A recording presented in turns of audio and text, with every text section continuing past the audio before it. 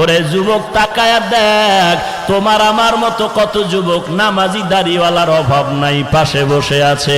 ওরে বান্দা তাকায়া দেখ, যুবকের চোখের কোঠায় পানি।